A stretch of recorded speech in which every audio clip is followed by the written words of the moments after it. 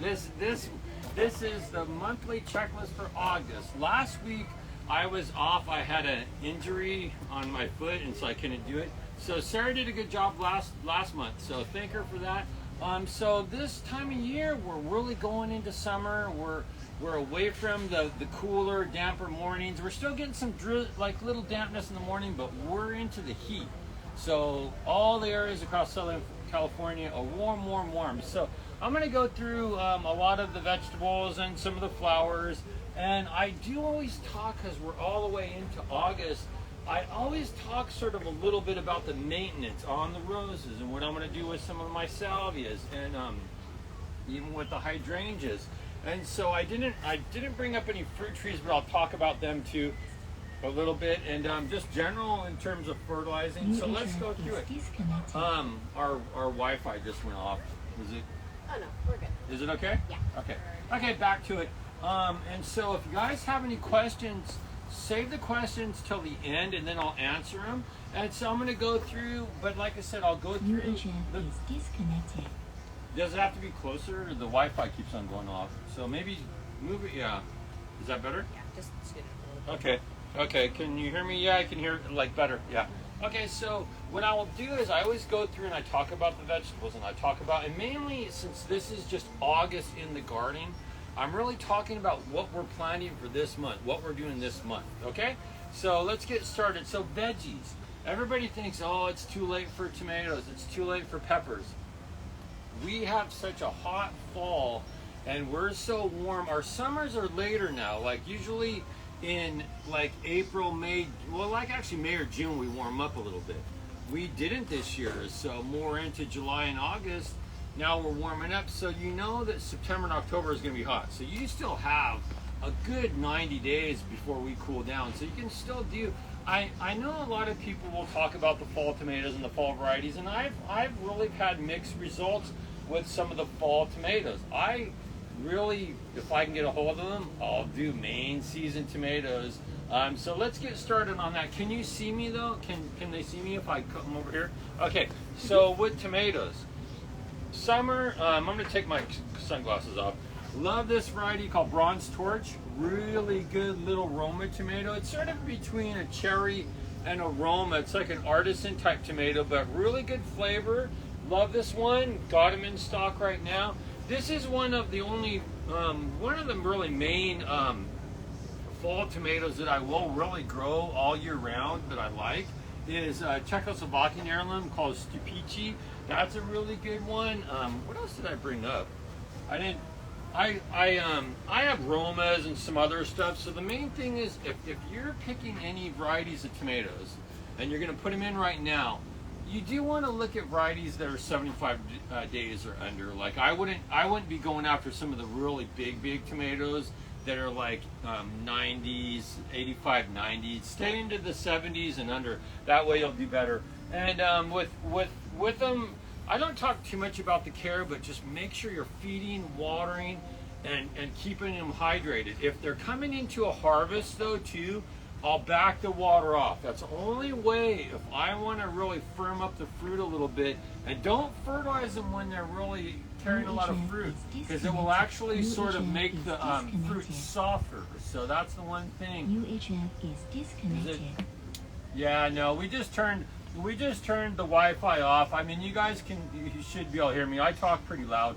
Yeah. It kept on going in and out of the Wi-Fi. So, like I was saying, make sure you hydrate them. But if they're carrying a lot of fruit and you're really getting close to ripening that fruit out and harvesting, back the water off about a week before. And you can tell by the color. Most of the time when I'm harvesting fruit, I do the pressure test. I lightly squeeze them. If they give, they're ready. If they're too soft, you know, but I'll talk more about that later on. So tomatoes, keep them watered. They're going to harvest up, plant new ones if the other ones are showing problems. If they're getting caterpillars too, like the hornworms, my favorite organic spray for hornworms is, let's see if I can find it. I don't think I brought it up. I thought I did. But I usually use, there's an organic spray called BT. I love using BT if the hornworms and the caterpillars are really chewing up the plants. So if they get they get on the tomatoes, spray BT once a month, good organic insecticide. So moving on to that, those are the tomatoes. Peppers, you can still do peppers right now. You know, these are Fresnos. Fresnos, love them, great variety. Still doing all my serranos, my salsa garden peppers. I do like just regular jalapenos, like the traveler types. Shishitos. This is one of my favorite sweeter peppers. Sometimes this time of year in the nurseries, you're not going to see a lot of bell peppers, but shishitos are a really good sweeter pepper that you can stir fry and eat fresh. I always saute them, a little bit of sea salt, a little olive oil. Great, love them. And once in a while you'll get a hot one, but the one thing I like about shishitos is how productive they are. They really can produce a lot, but the one thing I've found with them, they branch really short, so don't crowd them. When you plant them a little farther apart. And make sure you fertilize them. That's a crucial thing right now. If you're in hot areas, I don't talk about this that much because we're really close to the coast, but if you're in a hotter area, don't be afraid to mulch your vegetable garden. You know, I'm farther, I'm out on the border of Santa Ana and Tustin. I mulch with straw, I mulch with shredded cedar bark, anything. Helps retain the water, cools the soil. On the coast, you don't really have to mulch, so don't worry about mulching closer where it's cooler. Okay, more peppers? Any more? Oh yeah, Big Jim. This is a good pepper. It might not be as good for the coastal areas, but if you live farther inland, this is basically the hatch pepper. So years ago, when you see even now, you'll see the really large hatch peppers. That's Big Jim. Big Jim looks like a giant Anaheim pepper. Pretty mild, chili flavor, not too hot. Scovilles are really low on it, like 3,000. Gets tall. Healthy plants, fertilize them. Another trick that I do with peppers when I buy them, I'll pick the flowers off, and you guys are going to be really mad at me on this one. I picked the new growth off. I totally picked that off. The reason why I picked the new growth off is I want it to stay in its growing stage. I don't want it flowering and fruiting right now. And another trick that I'll do that everybody's like, you're so brutal. See the roots, how root bound they are? Just peel the bottom off, throw that root over there and try to pick it up later. And then you butterfly the roots, right? But you don't want to hit any of these little feeder roots right here. So healthy plant, but what this does is it allows the new roots to come out of the bottom. And this potting soil is good. They have it in high perlite. If you're doing containers, you always want a potting soil that has high perlite in it for added drainage. So that's it with the peppers. Keep them watered, keep them fed. Moving on. I know I don't plant as much lettuce because I'm farther inland. A lot of people can get away with lettuce on the coast. I was at a customer's house the other day, and her lettuce was doing great. I put in 4 weeks ago. So if you're coastal, you can do it, but you got to really hydrate them, and then you got to shade cloth. That's the only way. But if you're in an area that gets 90s, 95, lettuce can be really difficult because you almost have to water it a few times a day. So coastal, I plant it, but where I'm at, I'll wait until probably November to plant it. So, you can plant romaine and leaf lettuces, but on the coast more. Cooler, they need a lot of water, and if it's too hot, they're gonna bolt. But I'm keying in on all the summer vegetables too. Like these pole beans, the little string beans. These are probably they don't say what variety, but they're either Kentucky Wonder or Blue Lake. Those are the two really good pole beans. And so, but I do all the beans. I didn't bring a lot up. Let's see if I can find the mirror. So, my favorite. Talk about salsa gardens. I love tomatillos. So we did get in a nice batch of tomaverdes. Tomaverdes are like little. They're not a big tomatillo, but they're really good. Tomatillos, you always want to pick them before they drop off the plant. They're like a wild tomato.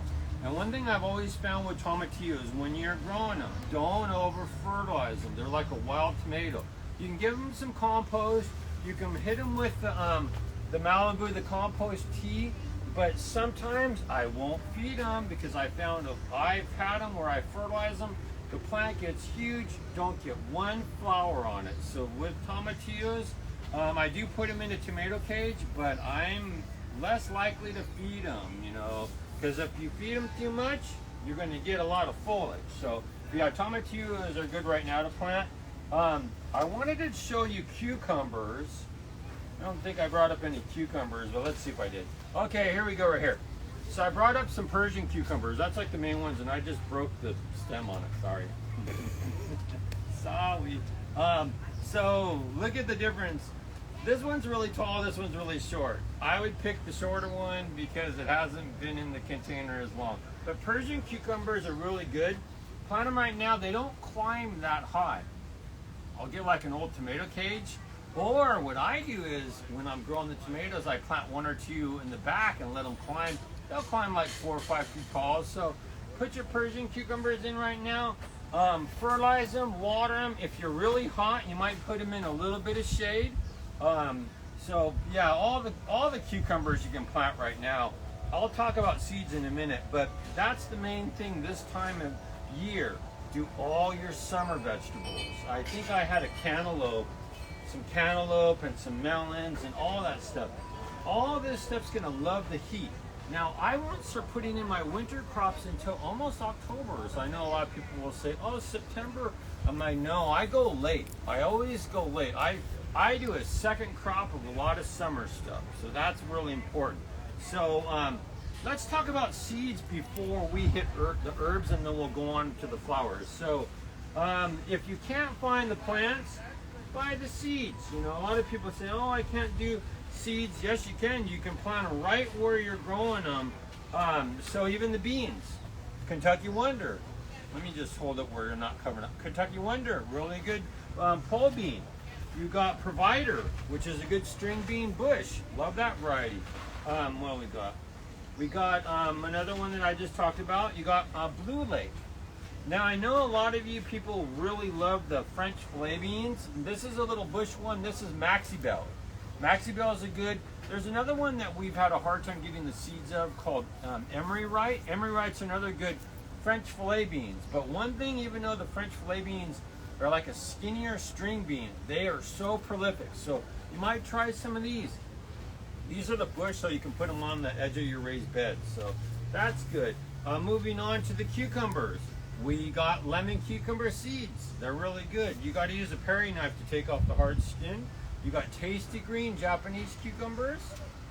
You have Market More regular cucumber. Now all these you can direct sow right in the ground. Pole beans, cucumbers, Japanese cucumbers. You want to put a trellis up with a little trellis netting about 6 or 7 feet. The other cucumbers, Persian cucumbers and the Market More, you can let them just ramble around the ground. They don't need a trellis. Moving on with the squashes. You can do all your squashes right now. So I got green zucchini. I got Max's Gold. I got butternut. I didn't see spaghetti squash. You can do spaghetti squash right now. That one is a good one. You can do your pumpkins. Everybody says, oh, it's too late. You can't do pumpkins right now. You have to do them in June. No, I still do pumpkins right now. I got the little, which one? This is sugar pie, the pie pumpkin. The Howdens. Howdens are a good carving pumpkin. These are like 110, but you're gonna get them growing so quick right now that they should be fine by October. All the melons, the bananas, the casabas, this is the Minnesota midget, which is a really good cantaloupe. It's a little mini cantaloupe. Sometimes I find that the smaller watermelons and cantaloupe do better on the coast, where the bigger stuff does better farther inland. So when you get into any of the melons, watermelons, cantaloupe, casabas, sometimes the dwarf varieties do better here, and then the bigger ones do better inside. Like, I didn't see any watermelon seeds, but you can still do watermelons like Crimson Sweet, seedless, icebox, sugar babies. There's a really new one that's a really good one called Mini Love. I think I did bring up a plant. No, this is Sugar Baby. Sugar Baby is one of the top seedless icebox types. But Mini Love is a new one that I want to try, that I bought some plants of that I'm going to plant this week. Okay, and so that's it for the vegetables. Just get out, plant them in. If you have any questions about them, call me, come in and see me. I'm here during the week. Herbs. This has become one of my really favorite basils. So talking about herbs, Basil. Basil season's right now. Plant all your basil, put it in, trim it back. With sweet basil, don't let it flower. Keep trimming it, because if you let it flower, it's going to go to seed and it's not going to produce any more leaves.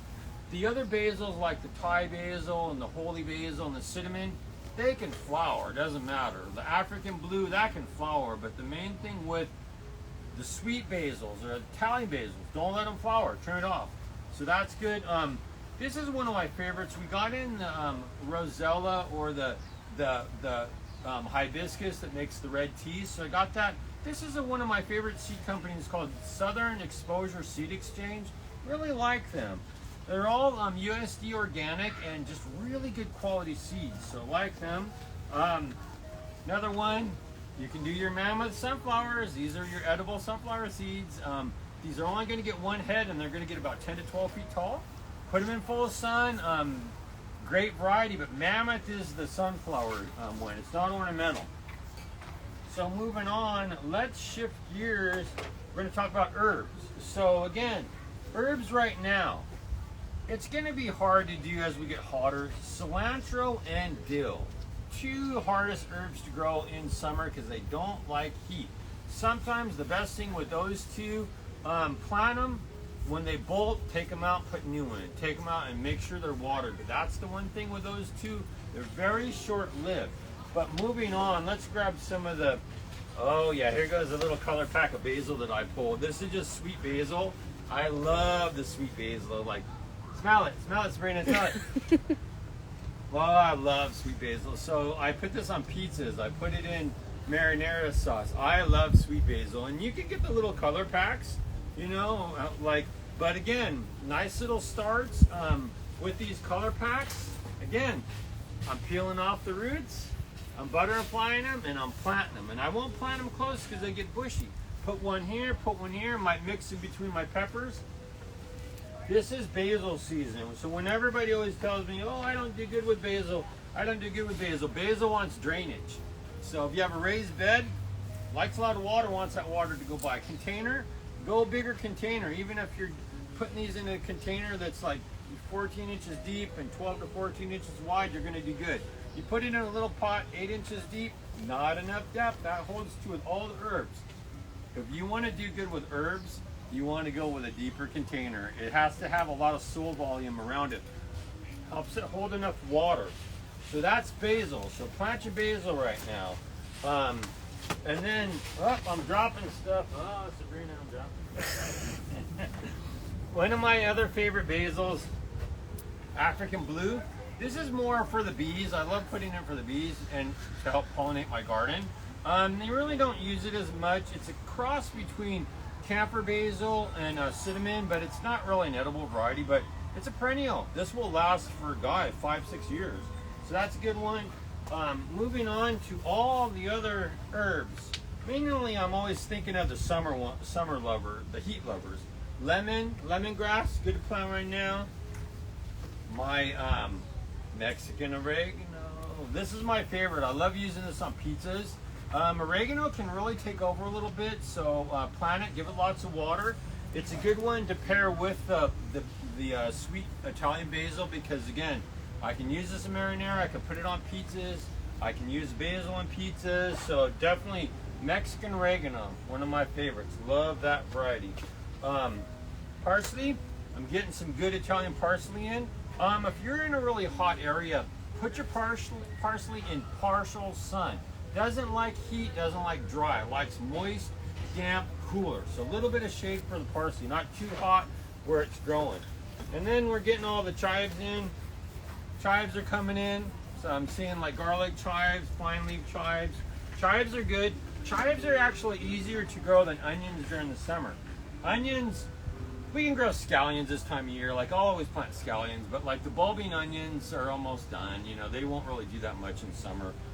So scallions are easy, or I go more chives. We're getting all the different cilantro in. This is the Vietnamese coriander. This is a good one. We finally have been able to get a hold of culantro. Culantro's been good. Rosemary's, like the barbecue, are good. You can do all the sages. So yeah, so that's the only thing. You can still do all your herbs, but it's just when you get into the cilantro and the dill, That's going to be a hard one, you know, to do. So, shifting gears, now it's flowers, you know, and I really don't talk as much about the annuals, and I do a little bit, but let me move some of these seeds really quick. I'm just going to toss them down on the ground. So, going into summer, you're always looking at the heat lovers. So, full sun annuals.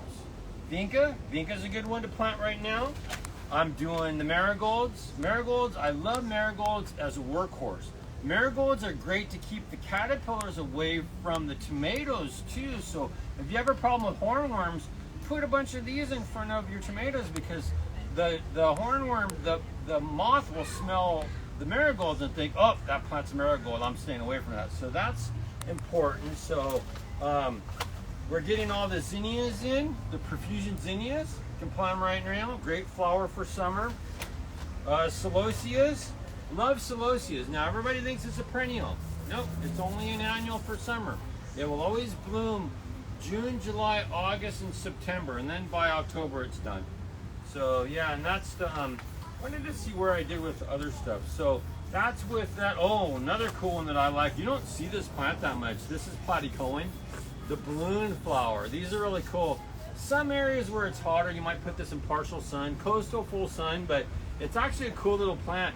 The flowers look like a little balloon and they'll hold air, and when they open like little points. So yeah, the platycoans are cool. We're finally getting those, balloon flower. Some of the other more perennial type, you know, color packs that we get, Homestead verbena. If you guys live in the heat and you're farther out into the deserts, this verbena does great. Homestead purple. Watch, I'll even put it closer so you can see it. Homestead purple. This is a great one. When I lived in Las Vegas, grew this all the time into the hundreds. You do have the Santa Barbara daisies. These can be a little on the aggressive side and reseed, but they're great. Sort of just as an all-around little ground cover. So good to use, good color pack to use. So shifting gears, what should we talk about next? Perennials or more shade? Let's talk about shade stuff. I never talk about shade. So shade annuals.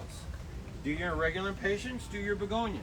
But one thing I really like, and I know I'd never talk about this, I do really like New Guinea impatiens as sort of a short-lived flowering plant for shade. They call them sun impatiens now, and so New Guineas they still like some shade though. They don't really like hot, dry. The flowers will burn up on them. So I still like to put them in morning sun with afternoon shade. Even on the coast, we put some up front and the flowers were actually burning on them. So New Guineas, compact, you got pinks, you got like a pearl color, you got the variegated, you got the fuchsia. So I do always love New Guineas because they really have a bigger flower than the regular impatiens and they bloom so long. You got a nice white compact. If the flower looks dry, just pick it off and pick the stamen off and let the new ones come out. So that's with the New Guineas. Love New Guinea impatiens because they're such long bloomers and they can tolerate pretty heavy shade too. So love those. Another one of my plants that I don't talk about as much that I really like is I like the little compact tuberous begonias. They call these non-stops. Non-stops are really great little begonias. They're a compact tuberous. I like to put them in containers. If you put them in the ground, it has to drain. They can rot out really easy because their stems hold so much water. So nice little plant to put in hanging baskets with fuchsias or other little shade plants. So yeah, the non-stop begonias. I like the abutylons. You can put the compact ones in pots or the taller ones you'd put in the ground. So flower maple, abutylons. They take a lot of water, but they'll tolerate shade. The little listamachias, nightlight, little yellow flower, morning sun, great little ground cover for the shade. Another one that I really like, and I know a lot of people like them and I never talk about them, is I love coleus.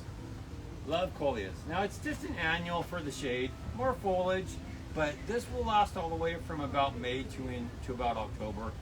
Love it. Different colored foliage, so plant all your coleus right now. That's great for shade.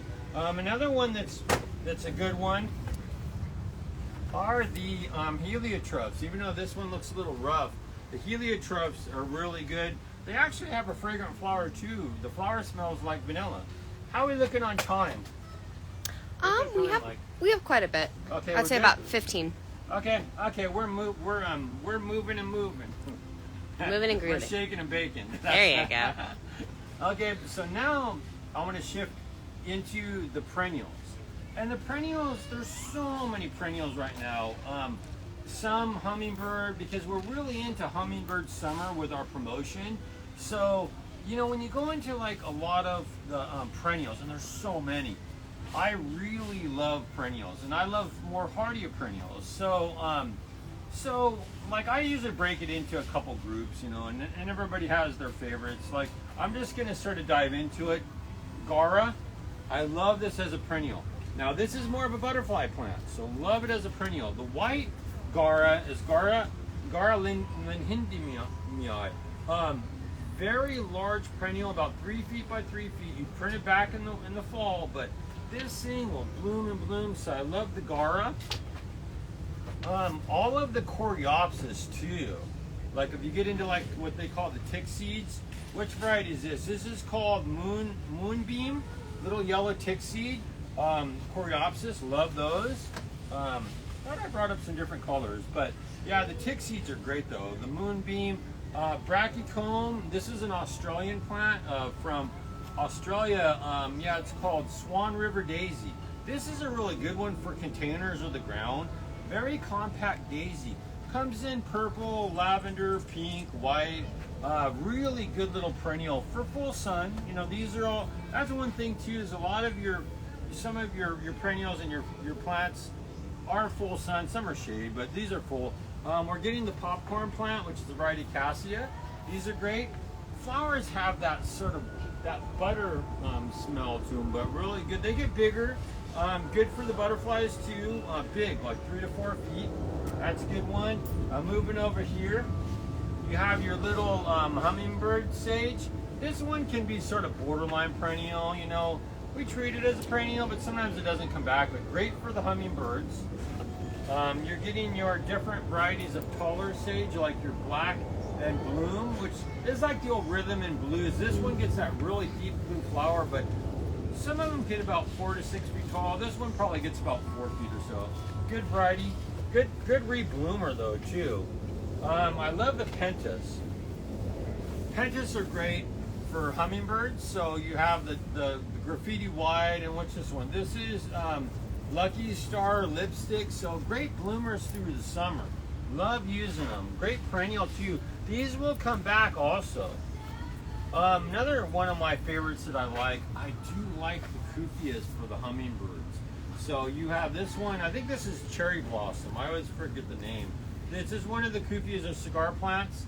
This is a good one. And then you have the pink, really good. They get pretty bushy, full sun. Usually orange variety probably gets about 3 to 4 feet. The little pink variety maybe 2 feet by 3 feet. So, you know, different heights, different shapes, but definitely good to draw on the hummingbirds. Moving into some of the bigger perennial. Oh, you know what I'm going to do is I got to take this off the table here. I got some more on the ground, and these are the other ones. So let's set this on the ground, and then we're going to grab this. And this goes into some of the other favorite perennials and some annuals. Like these, this spot's sort of mixed. So we got in our rudbeckias, and so rudbeckias, they're a great perennial for summer. Even though they do take a lot of water, look at these colors, man. I mean, so we're getting in Amarillo Gold, Cappuccino, another Cappuccino. But that's the one thing, if you plant your black-eyed Susans or rudbeckias, you gotta make sure they get enough water. Then come winter, like about November, you cut them all the way back to the ground and they'll come back next year. But when you put them in when it's hot, give them a lot of water. Give them the moisture, because they need a little extra moisture to get going. I do like the echinaceas. Echinaceas, my purple cone flowers, I love these. Butterflies love them too for the pollen, so love the echinaceas. Purple cone. You have scabiosas, these are great for the butterflies. The pincushion flower, great summer bloomer, love using those. You got the yarrow, the achillea. The achilleas, they love the yarrow. I have bigger ones too over here. I'm going to talk about those in a minute. But yeah, the yarrows are great. We did get some 4-inch, the native milkweed, Asclepias fascicularis. I'll show you. I'm going to talk about some. I have bigger ones down below, but these are nice. If they're really skinny like this, I look to make sure there's no eggs on here, and I pinch the top off. I want them to branch out more. So got the little 4-inch. I love, this is one of my favorites. These are actually a hybrid off of a native. These are monkey flowers.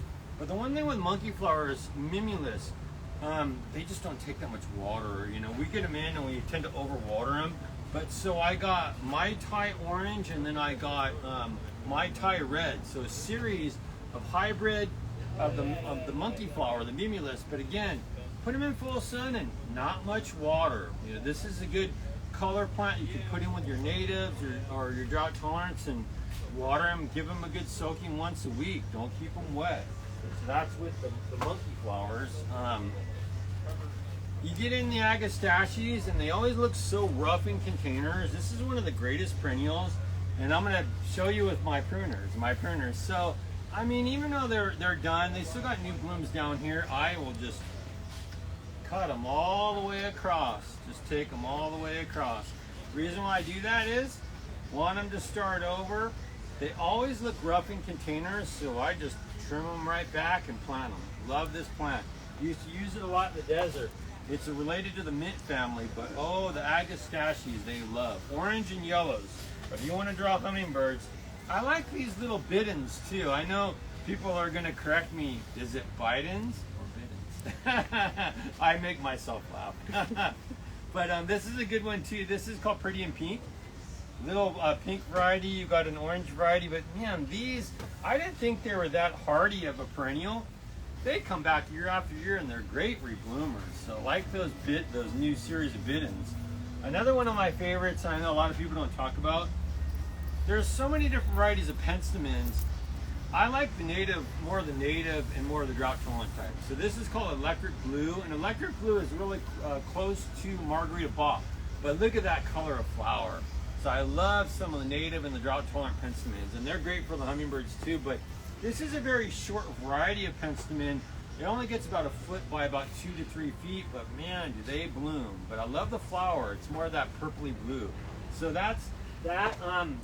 Before we finish, I know we only got a couple minutes. I want to see if, is it too close? Like, let's see where I could, like, you know what, I'm just going to put them on the table. Because I want to talk a little bit about pruning, because this time of year, we're going through a lot of the summer stuff and a lot of the plants that are peaking and they're blooming, like some of the roses and the hydrangeas and the salvias. They'll sort of peak out with their blooming, so it's good time to light trim them back and fertilize them. So I'm going to let's grab a salvia first. Let's grab this one. This is Love and Wishes. So see how like some of the blooms are finishing out on it. I'll just go through and I'll literally just go across the plant. I do like these, and I know they're going to be like, oh, you're pushing. I love to use certain tools. It's Felco 310s. They're like forest pruners. I love them because you know what, I can prune. They're light. But what I'm going to do with this salvia seems pretty brutal, I know, but I'm just trimming it. Not hard, but I'm going across pretty good. And I want to take a lot of this dead off. I know some of it's new, but sometimes when it gets mixed, I do like to go through and literally just go through and just trim it. Give it a light trim.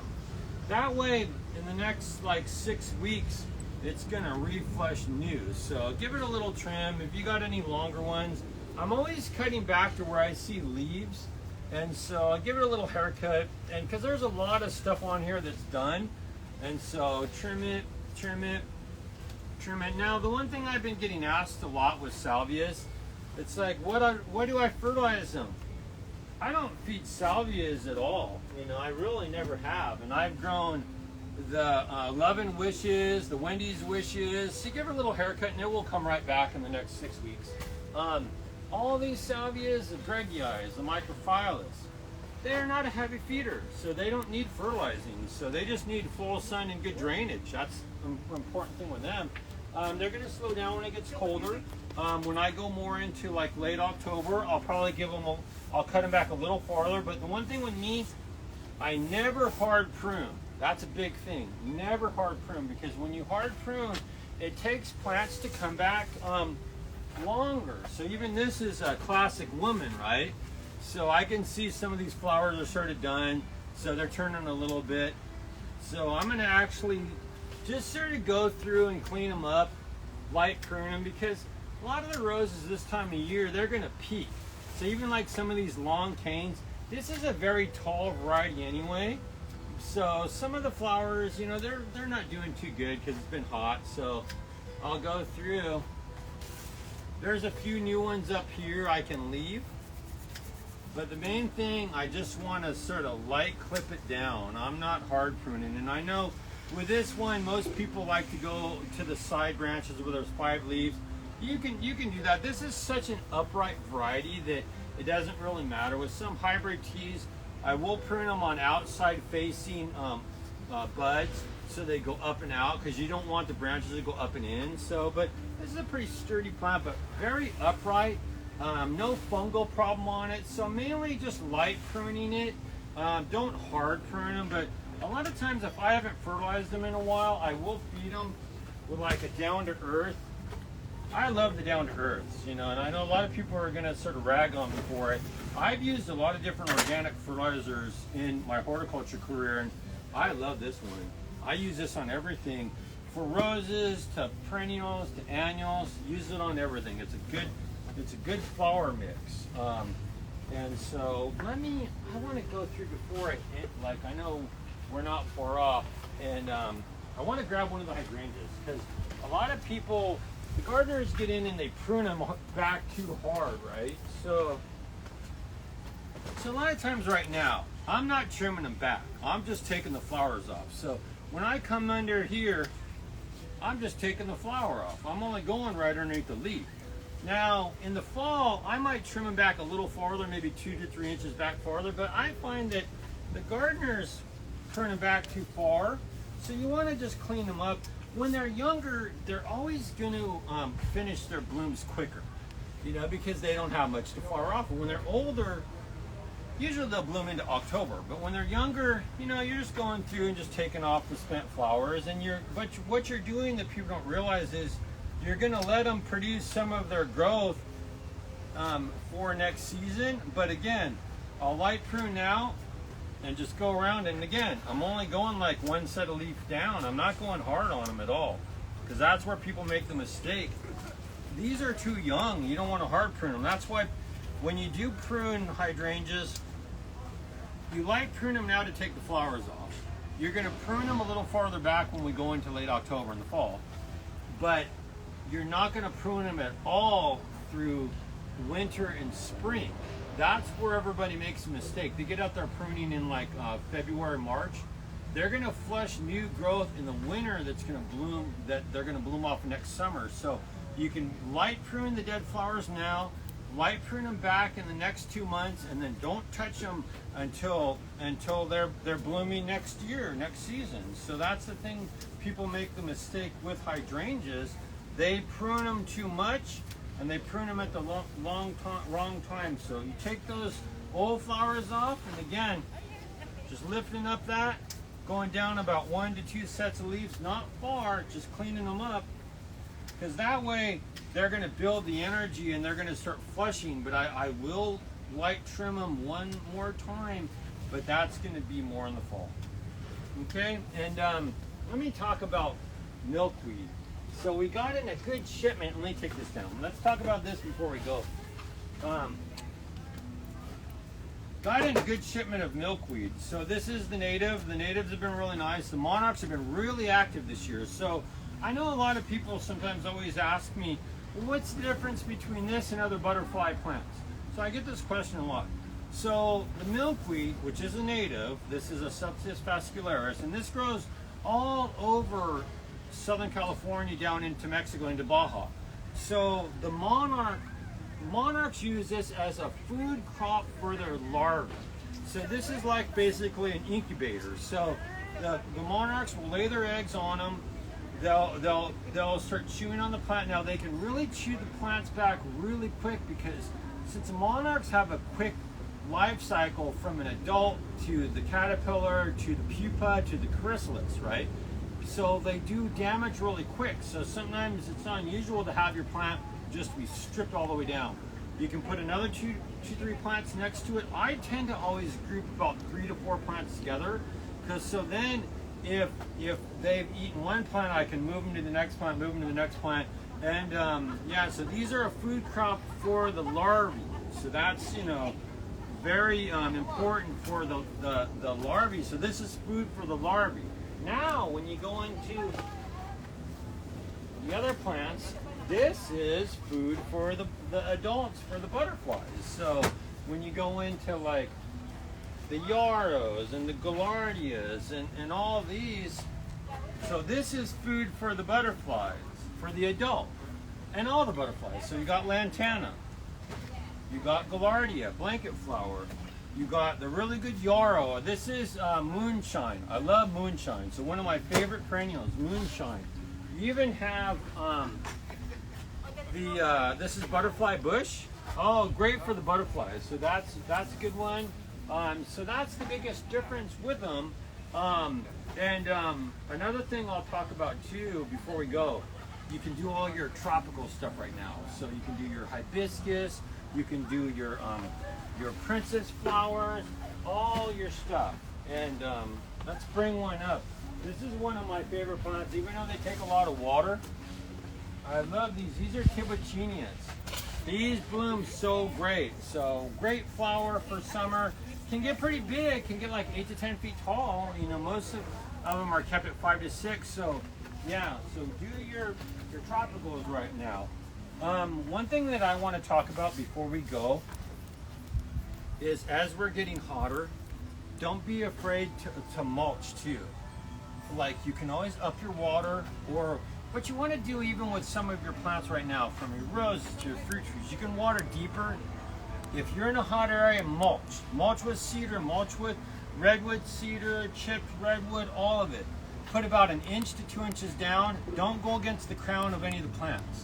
Mulching helps retain the water, keeps the soil cool. So if you guys are in areas that reach into the hundreds, like 95, 100, mulch. And I know a lot of people say, well, what about the fires? What about the fires? Well, sometimes with that, I might not use the straw and the alfalfa. It depends on how dry you are, where you're at. So, but I do like the chipped woods, though. The chipped woods are really good. And another thing, I love my tools. I love my tools. So, Terra Gardens, I love the hand rake, and I love the potting soil scooper. So I want to talk about feeding. So if you haven't fed your roses, once you cut them back, fertilize them. If you haven't fed your peaches, your plums, your apples, when they're done fruiting, if your peaches and your nectarines are done, feed them. You might wait for your apples, because apples aren't quite ripe. Some of them aren't quite ripened yet, but anyway, all your peaches, your nectarines, your apricots, when they're done, fertilize them. They went through most of the summer ripening that fruit out. Give them some nitrogen.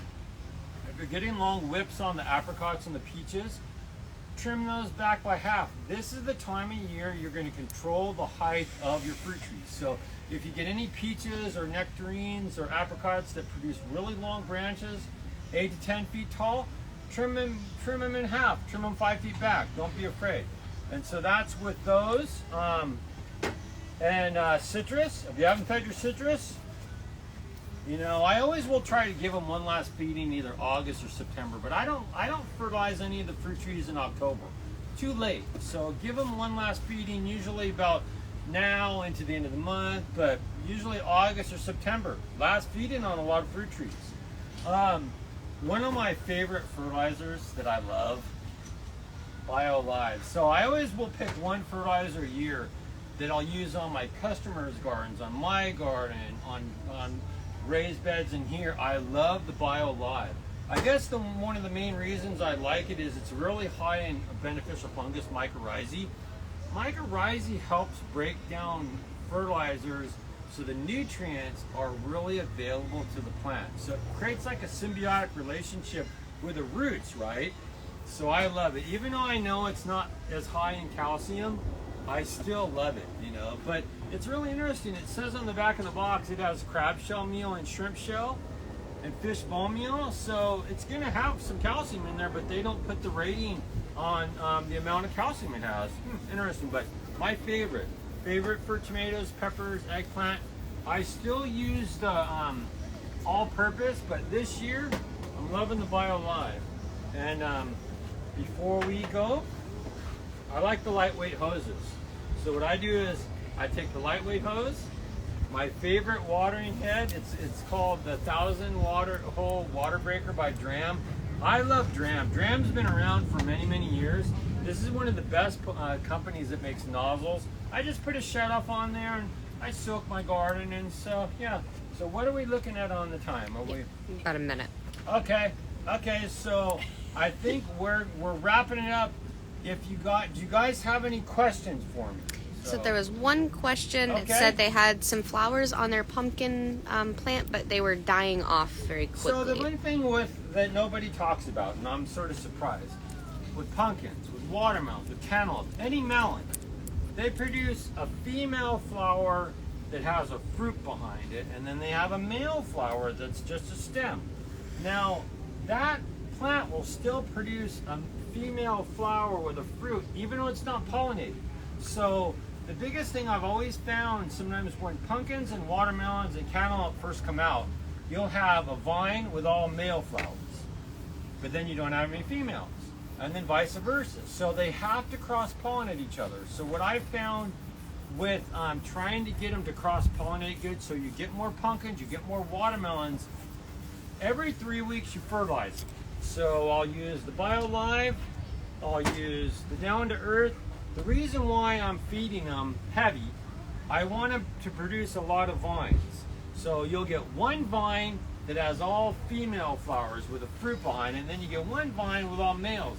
They're going to cross-pollinate. So that's what you need, because even if you only get female flowers, that fruit's not pollinated, it's just going to shrivel up and die. So that's why you have to fertilize enough so you get both flowers. And a lot of times you'll get one vine, like I said, all male, all female. You can also play the bee. If you want to play the bee, in the morning you can go out there about 8 o'clock, 7 in the morning when the pollen's still viable. You take a male flower off, stem flower. You dab it into every flower, you see a fruit behind it, and you're pollinating those female flowers. And another trick that I really learned that's important too, I started planting, where did I put it? Oh, I started planting more African blue basil into gardens. This will bring the bees in, and then the bees will help pollinate your fruit. So with cucumbers, with all the melons, and with apples, bring in a plant that's going to draw the pollinators, and a lot of these will draw the pollinators too, like the salvias and all these. But the African blue, it's a really good one to draw the bees in to help pollinate your garden. Any other questions? Nope, I think we're out of time for questions today, but you can absolutely... So thank you for joining me today. This is David Rizzo. Follow us on Instagram and Facebook, and if you have any questions, call us. You know, I'm here most of the week. I'm not here on Thursday and Fridays, but just call us, you know, because if you have any questions or you have problems with your leaves, bring them in and we'll look at them. Yeah, okay, and you can thank you guys.